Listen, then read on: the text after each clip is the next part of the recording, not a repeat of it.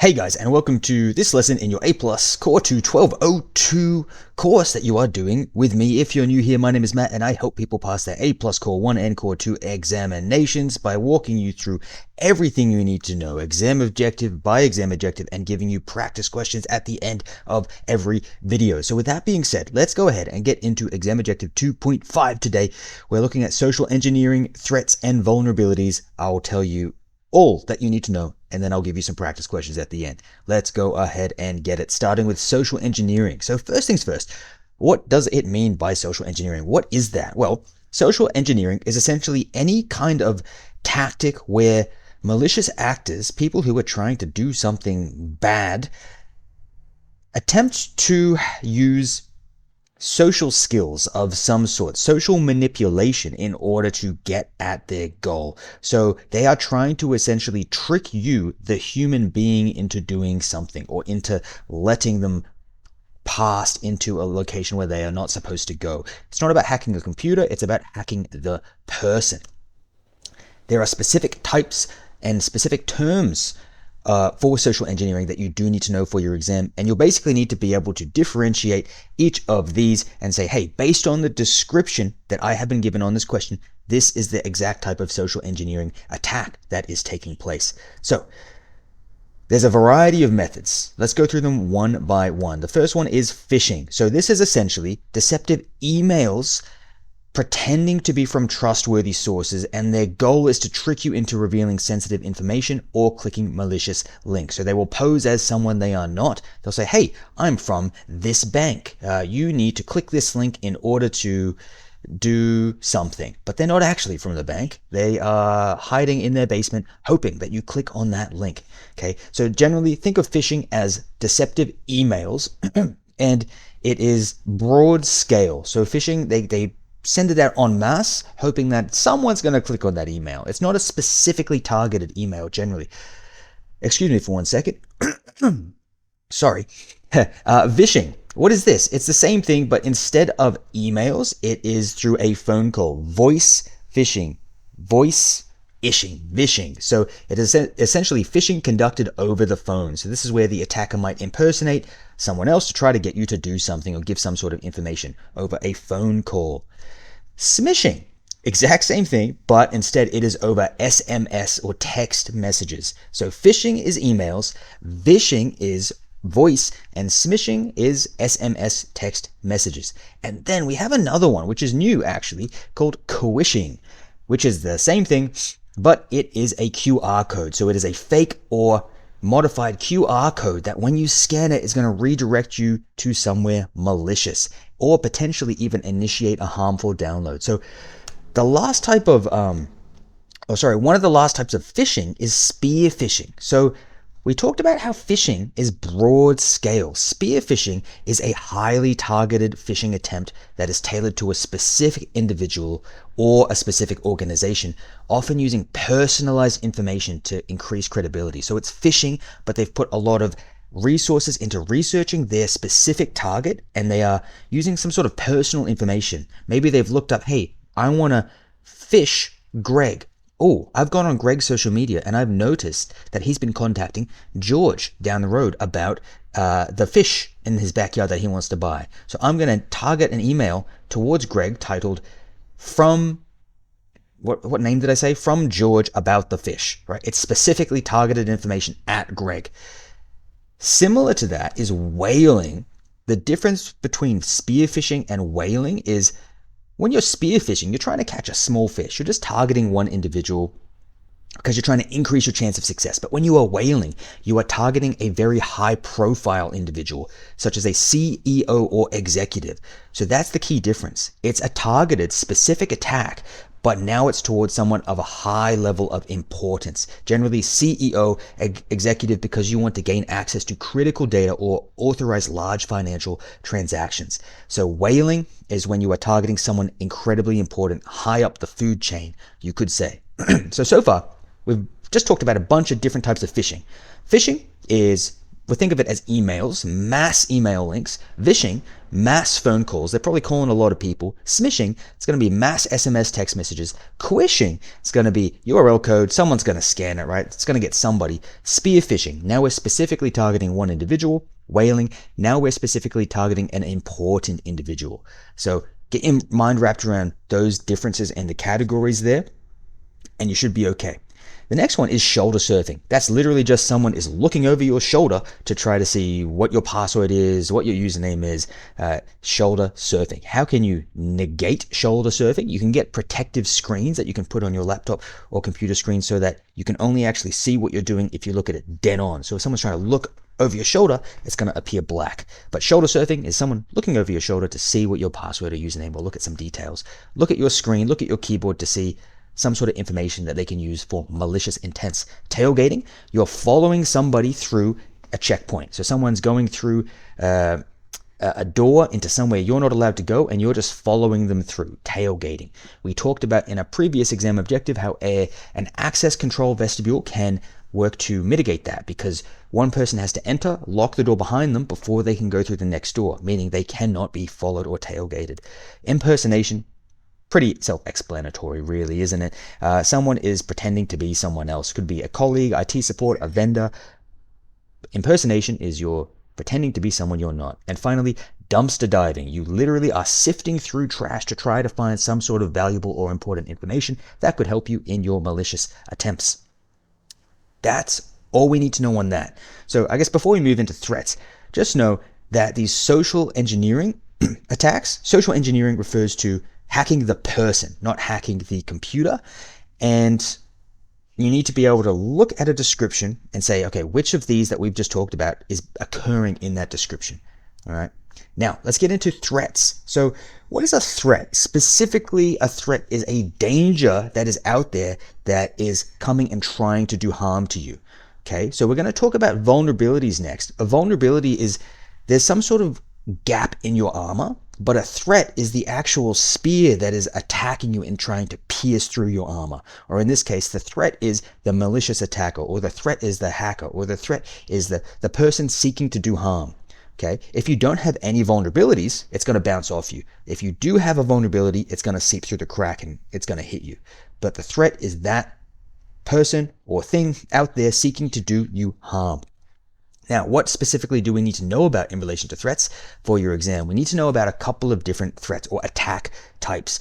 The first one is a denial of service. So this is an attack that is trying to flood or overwhelm a system to try to render it unavailable. It's going to be dealing with so much traffic that it is unable to function.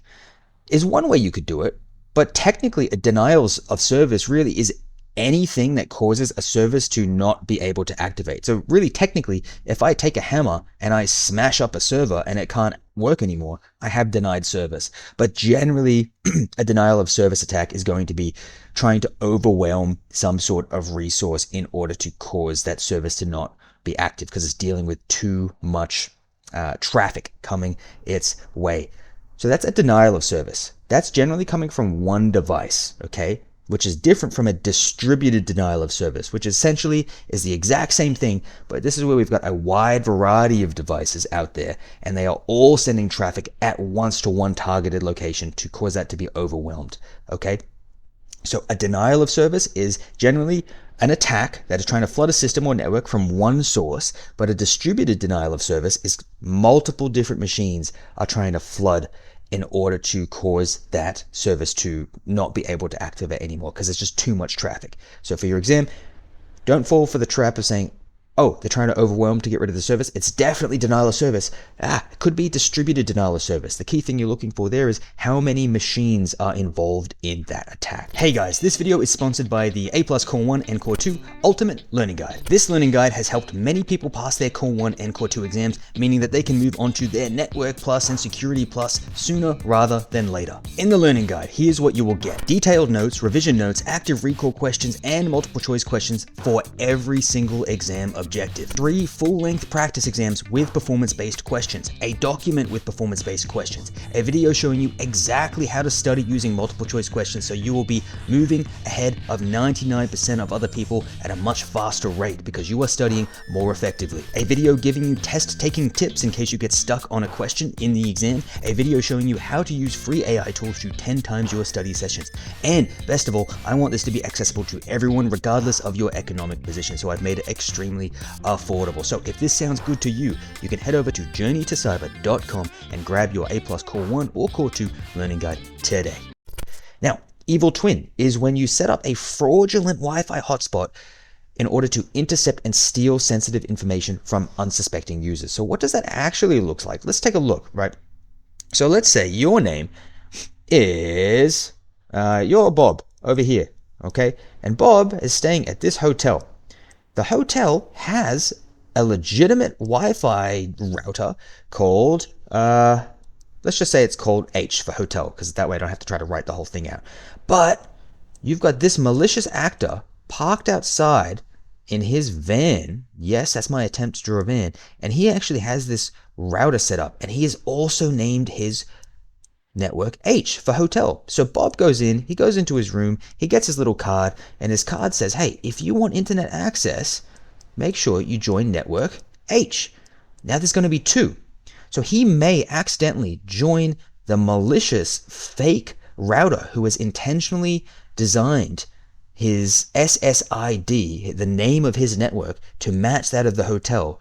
And then once Bob joins this malicious evil twin, this person can see all of his data. All right, so that's essentially what that refers to. That is what an evil twin attack is. So be aware of that. Make sure we know what it is, and you will be okay. Now, a zero-day attack is essentially a newly discovered software vulnerability. It is someone has discovered a new vulnerability and attacked it, and that is the first time anyone has even known that vulnerability exists, which is why they call it zero-day. This is the first time this has ever occurred. So there's really no defense for it because the vendor didn't know it existed, and because they didn't know it existed, they haven't had the chance to release a patch yet. So it is a particularly dangerous attack because there's really no defense. You just have to say, oh, I got attacked. Now I know it's there. Now I need to quickly patch that up, right? Zero day is the newly discovered vulnerability being attacked on the moment that it's discovered. Spoofing is when you are disguising yourself as a trusted entity or device to trick victims into revealing information or granting access. So you can spoof your IP address by making your IP address appear like it is a different IP address. You can if you're pretending you are something else, then you are spoofing. Okay. Now we're going to continue on to an on-path attack. So this is where a hacker is secretly intercepting and potentially altering communication between 2 parties without their knowledge. So what does this look like? Back to the drawing board. You've got our old mate Bob. An on-path attack. Bob is talking to his mate. Call him Matt because that's my name and it's the only one I can think of right now. But little do they know that Raphael is, you know what, let's make Raphael red just to stay on theme. Raphael is over here and he has his network tap here in the middle. So he is actually intercepting that traffic. He has placed a network tap. So every single thing that occurs here, Raphael sees. Every single piece of data that goes through, Raphael sees. And if Raphael wants to, as that data comes through, let's make the data a neutral color. Let's make it a nice yellow. As that data is coming through, he can actually say, hey, you know what? I'm going to stop that there, change it, and then send it through. Okay? So that's a man-in-the-middle attack. Someone is actually sitting in the middle, and they are observing and potentially also changing that data. The next one we need to know about is there we go, brute force attack. So this is where someone is trying to systematically try every possible password in existence, every possible combination until the correct one is discovered. Generally, they're going to use an automated tool or script to do this. So there's no order to it. It's just random combinations.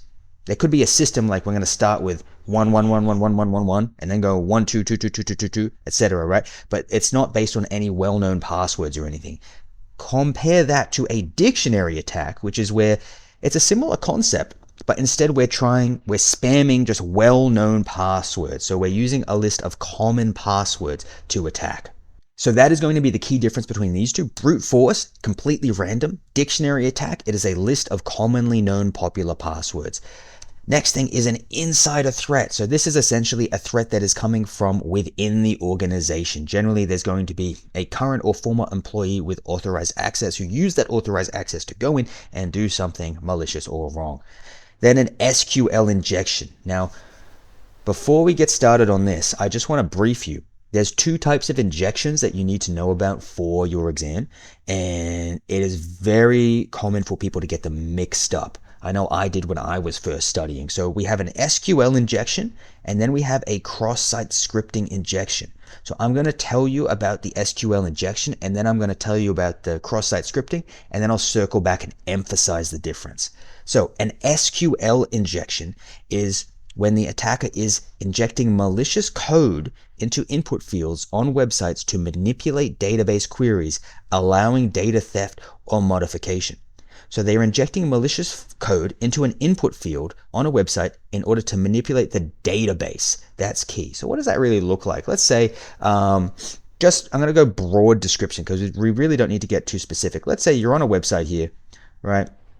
And you've got some sort of box where you are typing something into. Maybe it's like asking for your name or something. And you could generally, under normal circumstances, what a regular person would do, right, would type in something like, hey, you know what my name is? My name is Matt. Where's my text color? My name's Matt. But if you wanted to do something dodgy, you might want to try injecting SQL code into this input field. And what this could potentially do, so just for the sake of it, you don't need to know the specifics at this point. Wait till you get to your Network Plus, Security Plus for the specifics. But you could potentially put in some SQL code. And what that might do, it's a hope that they haven't taken any protective measures against this, whoever designed this.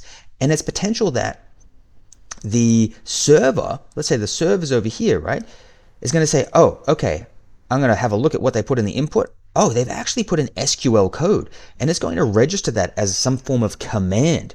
So you could put in SQL code that will say, hey, you know what? I actually want you to give me a list of all known usernames and passwords. Unlikely that that's going to work, but if someone's done a pretty sloppy job, it could potentially work if they haven't solved that vulnerability, right? So then, right, it reads this, it'll say, oh, they want the list of known usernames and passwords. No worries. Here it is. Boom. And you've just got that. And then that's essentially SQL code injection. So you're injecting code into input fields to manipulate the server to give you things it is not supposed to give you. Okay. You're manipulating the server, or the database. Sorry. That's the key. Contrast that with a cross-site scripting, which is where you inject harmful scripts into legitimate websites, which then execute in other users' web browsers to steal data or session cookies. So that's the key difference, right? SQL injection, you are manipulating the database server to get it to give you something that it's not supposed to give you. But a cross-site scripting attack is when you're manipulating or you're injecting scripts in order to get something to happen in the other user's web browser. Okay. SQL injection from the database server, cross-site scripting from the other user's web browser. That is the key distinction I want you to really memorize. Now, business email compromise is a sophisticated scam tricking employees via email into making unauthorized wire transfers or providing sensitive information to criminals. So basically, it's an email where you have received an email that is from an email within your business. Okay, it appears to be, or it is an email from within your business. This is considered a business email compromise because it looks like it is authentically from within your business, and therefore you are more likely to click on that threat. Finally, a supply chain attack, which is where you compromise a company by targeting vulnerabilities in its third-party suppliers or software components. So you may not necessarily target the company directly, but if that company, let's go back to the drawing board, all right? If that let's say I've got my company, my company's, where is it? It's over here, right? But it's locked up. My security is so high level that you're just not getting through it. I got barbed wire fences. I got the best encryption. I got security teams. I got everything. But I use a manufacturer. I employ a third party as a manufacturer over here, and their security, guess what? It's right here, and it's right for the taking. So this is where I come in, or the attacker might come in, and target this in order to disrupt the business over here. Okay, hopefully that makes sense. That's a supply chain attack. You're not attacking them directly, you're attacking the supply chain. Okay. All right. Now, we're into vulnerabilities. We need to know about vulnerabilities. Remember, that is chinks in the armor, a flaw in your system that makes it vulnerable. The specific ones you need to know about are a non-compliant system. So that's essentially any system that fails to adhere to any sort of established security policies or regulation. There is a hole in the organization's defense because that system is not compliant in ways that it should be. The next one is an unpatched system. You have not applied the most up-to-date patches, and as a result, there's a vulnerability there because there's a known potential exploit that someone has created a patch for to fix it, but you haven't applied that patch, so that exploit is there ready for anyone to take it if they want.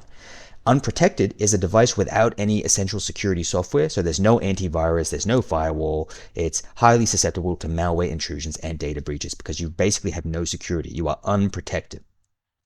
And then you've got end of life, software/hardware. So this is when we talked about end of life, what that means earlier on in an earlier exam objective, but this is basically when the vendor has stopped providing any security patches, so now you have no way of protecting yourself. So if you're at your end of life, you are no longer being supported and you are no longer going to receive patches. So you want to make sure you don't have an end of life system as a primary thing in your network, because that's going to present a significant vulnerability that anyone could attack if they want to. And then bring your own device. We talked about the difference between bring your own device setups versus corporate owned setups in a previous exam objective. Bring your own device setups do offer flexibility because the corporation doesn't have to buy the device and give it out to all of its employees, but it does present the potential vulnerability that your workers will be bringing in threats, right? You cannot have the same level of enterprise grade security controls, and people may potentially bring in additional threats with their own mobile devices because they're not using it solely for business purposes, right? You have less control over the overall security of that device, therefore it creates a vulnerability. Now, let's get into some practice questions. That is everything we need to know for this exam objective. The first question reads, an attacker sends a series of text messages to a user pretending to be from their bank. The message claims there is a suspicious charge and contains a link that, when clicked, leads to a fake banking website designed to steal the user's login credentials. What type of social engineering attack is this? A. Phishing. B. Smishing. C. Bishing. D. Whaling. A lot of ishings. Your answer's coming in 3, 2, 1. Pause the video if you do need more time. Here we go. It is going to be B, smishing. It was an SMS text messages. If it's over SMS, it's smishing, right? Hopefully we got that one. Now, the next question reads, a company's online store becomes inaccessible to customers for several hours. An investigation reveals that the server was overwhelmed by a flood of traffic and requests originating from hundreds of different compromised computers around the world. What type of attack is being described? Is it a denial of service? Is it a distributed denial of service? Is it an on-path attack, or is it a supply chain attack? Your answer is coming in 3, 2. Pause the video if you need to. 1. Here we go. It is B, a distributed denial of service. If it was coming from hundreds of different devices, that is a distributed denial of service. Remember, we said that was the key difference. If you got a little confused there, go back and have a look at that section in the video again. But we're going to keep it moving because we've got to keep this thing on track. The next question reads, a hacker discovers a previously unknown and unpatched vulnerability in a popular web browser and exploits it to deploy malware on users' computers. Since the software developer was unaware of the flaw, no security fix was available. What type of attack is this? Is it A, zero-day attack, B, SQL injection, C, cross-site scripting, or D, dictionary attack? Pause the video if you do need more time, but your answer is coming in 3, 2, 1. Boom. It is a zero-day attack. It is A. Okay, zero-day attack, we said that was the one where we didn't even know it existed and it was attacked for the first time. Pause and read if you got that one wrong, if you want some more information. I'm going to keep this train rolling. All right, the next question reads, an organization has several servers running a legacy operating system that the vendor stopped supporting 5 years ago. A new critical vulnerability is discovered, but no patch is released. What type of vulnerability is this? Is it A, unprotected systems, B, unpatched systems, C, end of life, or D, non-compliant systems? Pause the video if you need more time. Your answer is going to be here in 3, 2, 1. Here we go. It's going to be C, end of life, right? You may have gotten confused and potentially said unpatched systems, which is technically correct because it hasn't been patched. But the more correct answer is end of life, because they did say that the vendor is no longer providing support, which means it has reached end of life. Okay, you got to select the most correct answer. An unpatched system would be more like, hey, you haven't applied the most recent patch. But in this case, there is no recent patch because it's reached its end of life. Okay, now guys, look, if you have enjoyed this, I've helped many people pass the A+ Core 1 and Core 2, just like I'm sure you are trying to do now. And the way that they have done this is through my learning guide. So if you want to grab it, you can actually head over to this website here. It's actually called journeytocyber.com and check out what you're going to get. You go to 1202, you can have a look at what you get. Let's have a look here. This is what people are saying about it, but essentially it's all broken down by exam objective. So you can see here I've got exam objective 1, 2, 3, 4, and within each of these, you can actually go even further down into the dot points. So you go into exam objective 1.2 and then click on the individual dot points here, and you've got active recall questions, multiple choice questions, and multiple choice answers. So for each exam objective, you get detailed notes, as you can see here. You also get active recall questions, which are just like open-ended questions. You also get multiple choice questions and answers for every single exam objective. All right. Additionally, you also get 3 full-length practice exams, and you get a bunch of different videos on study methods and test-taking tips as well that'll really help you supercharge your progress. So if that sounds good, go ahead and head to, here it is, journeytocyber.com/1202. Otherwise, guys, I'll see you in the next one. And when you pass, let me know. Leave me a comment. Okay, bye, guys.